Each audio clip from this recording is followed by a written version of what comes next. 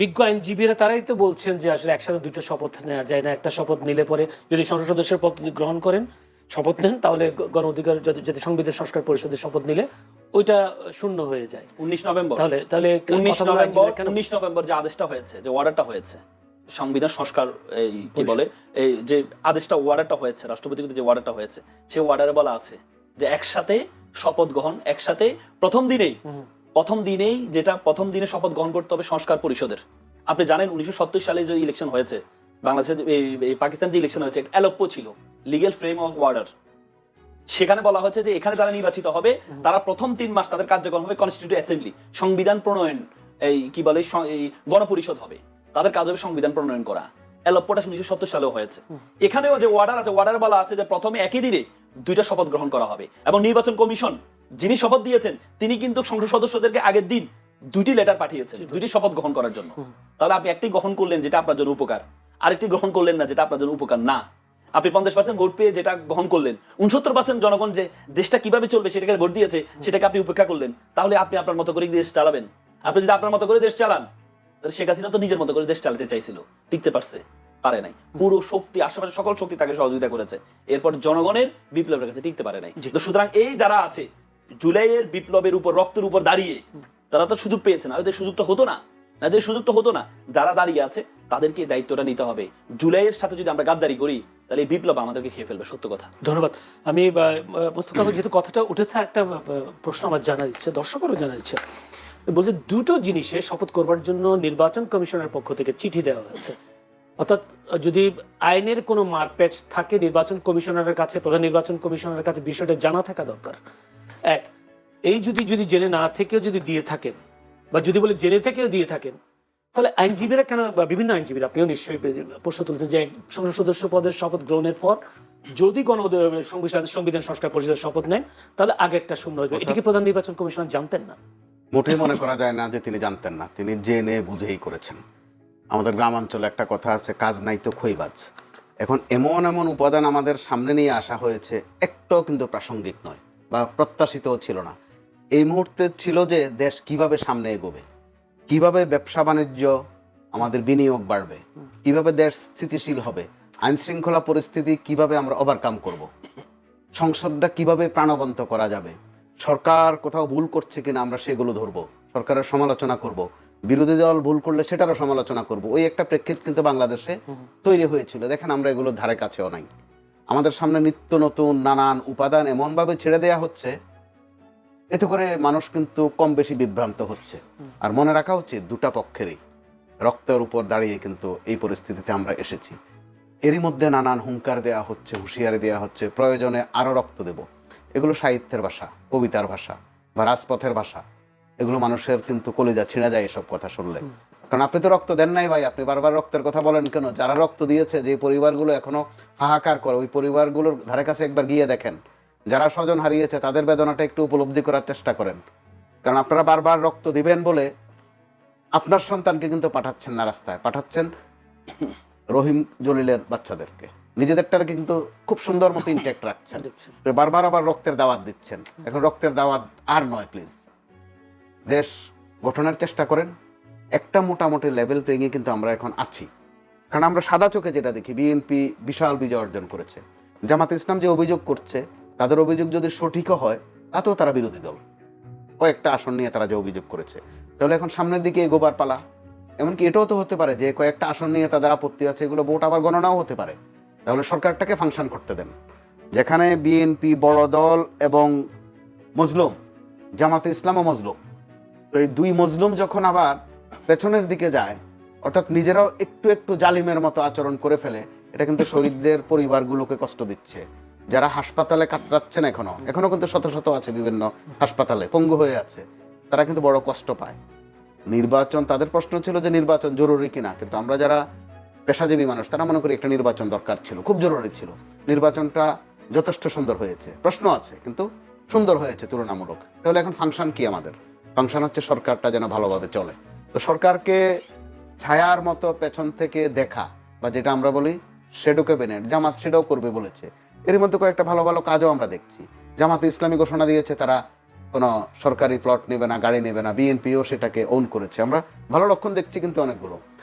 প্রধানমন্ত্রী কিন্তু এরই মধ্যে তার যে ওয়াদা, 31 দফা সংস্কারের ওয়াদাই নয় শুধু, নির্বাচনী ওয়াদাই নয় শুধু, আরো নানান ওয়াদা পালনের জন্য কিন্তু ব্যাপক পরিশ্রম যে করছেন সেটা কিন্তু আমরা দিব্যি দেখতে পাচ্ছি।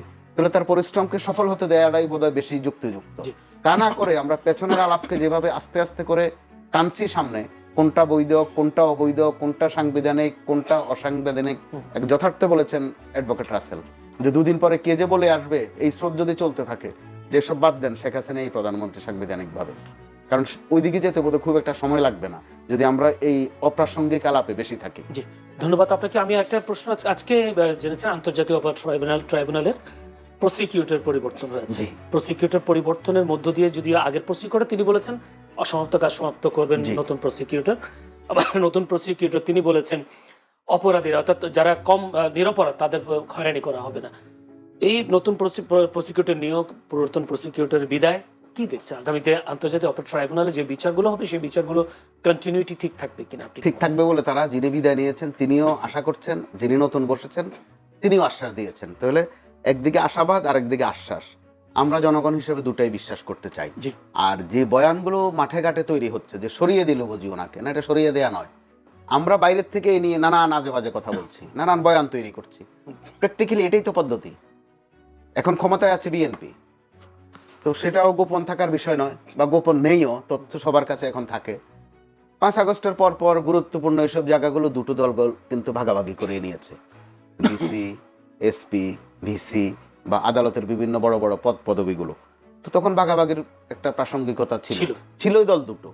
তো এখন যেহেতু বিএনপি ক্ষমতায় বসে গেছে, এখন ভাগযোগের আর ফাংশন কিন্তু নেই, থাকবে না, এখন বিয়োগের ফাংশন থাকবে।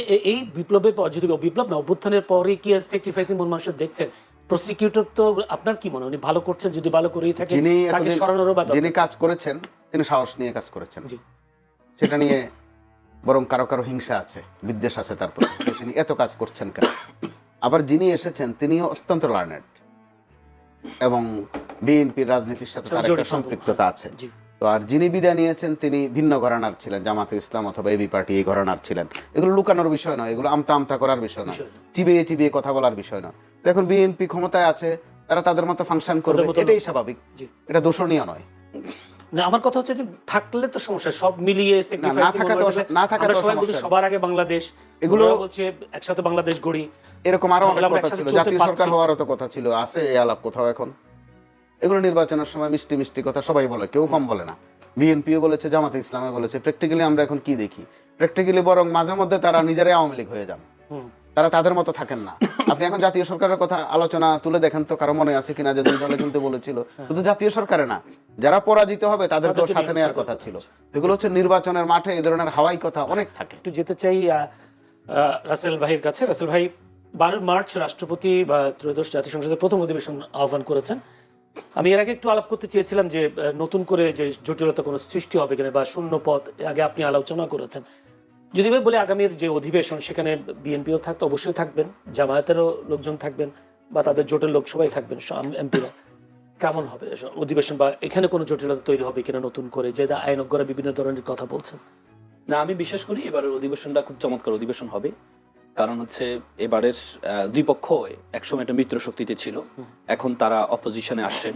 অপোজিশন জিনিসটাও তার সাংবিধানিক পোস্ট, আবার হচ্ছে প্রধানমন্ত্রীও তার সাংবিধানিক। হ্যাঁ, তো সুতরাং আমার মনে হয় কঠিন একটা, অনেক 17-18 বছর পর একটা কঠিন বিরোধী দল একটা দেশের জন্য খুব গুরুত্বপূর্ণ। দেখেন, একটা বিরোধী দল যদি হয়, একটা বিরোধী দল যদি শক্তিশালী হয়, তাহলে এটা দেশের জন্য ভালো, এবং যদি সরকার যদি অতিরিক্ত ক্ষমতাবান হয় এটা দেশের জন্য ভালো না।